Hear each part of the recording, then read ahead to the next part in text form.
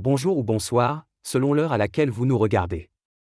Je suis chroniqueur audio et animateur de podcast à l'ODJ Média, et j'ai le plaisir de vous lire fidèlement la chronique de Mohamed Yassir Mouline, intitulée « De l'anthologie à l'anthotoxologie ».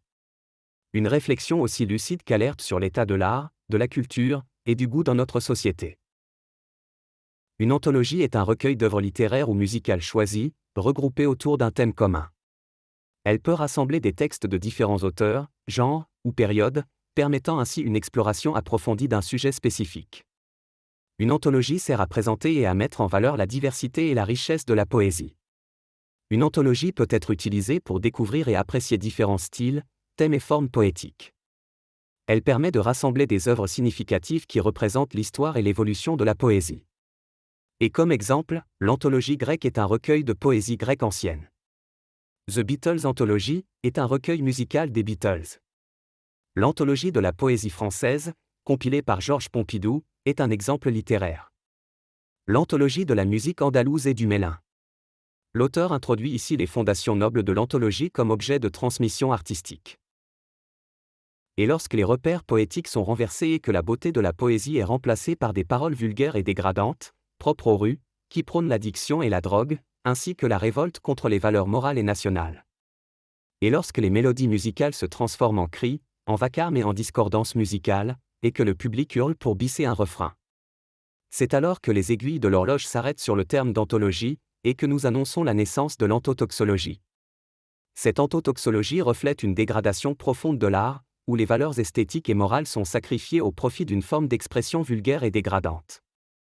Les conséquences d'une telle dégradation de l'art sont prévisibles: perte de la valeur esthétique, dégradation des valeurs morales et sociales, et influence néfaste sur les jeunes générations. L'auteur affirme ici que l'art devient toxique lorsqu'il s'éloigne de ses principes fondateurs. Quand la nation tremble sur une note discordante dans un soir d'été, la ville était envahie par les foules. Des lumières hurlaient, des haut-parleurs rugissaient, et des visages se balançaient comme s'ils célébraient une victoire qui n'avait pas eu lieu, ou un deuil pour quelque chose qui n'était pas mort. Le spectacle s'est terminé, et l'histoire a commencé. Le problème ne réside pas dans une fête bruyante ou un festival dont les lumières brillent plus qu'elles n'éclairent, mais dans une conviction qui s'est glissée dans les esprits à la dérobée, et qui a fait du bruit une réussite, des foules une preuve de valeur, et de l'art quelque chose qui n'a pas besoin de goût, du moment que les applaudissements sont là. Il y a un dysfonctionnement dans la boussole du goût, qui a transformé le vacarme en vertu et considéré l'audace comme synonyme de créativité. L'auteur souligne ici la confusion entre succès de foule et vraie valeur artistique. Le succès est mesuré par le nombre de mains levées, et non par le nombre d'esprits engagés. La confusion est devenue dominante, l'audace est présentée comme de la liberté, la futilité est présentée comme de la simplicité, et le vacarme est déclaré créatif parce qu'il a remué le public. Au milieu de tout cela, la conscience collective est refaçonnée. Les goûts sont reprogrammés pour accepter n'importe quoi, du moment qu'il est enveloppé dans une bannière d'art ou d'ouverture. Le danger est que les gens s'habituent à la discordance, au point de ne plus entendre que cela. Ce qui est présenté sur scène ne relève pas du divertissement ni de la culture, mais plutôt d'un vide brillant, emballé dans des effets, et présenté comme une réussite. L'auteur pense que la conscience artistique s'est diluée dans une consommation aveugle du bruit. Nous sommes dans un monde où les repères sont perdus. Le goût est épuisé, les valeurs reculent en silence, et le sens est remplacé par le rythme. C'est un monde où la célébration est devenue un acte mécanique, qui n'attend pas d'occasion, mais où des haut-parleurs suffisent à étouffer les questions. Derrière toutes ces lumières trompeuses, une question essentielle se cache: qui éduque le goût? Qui garde le sens?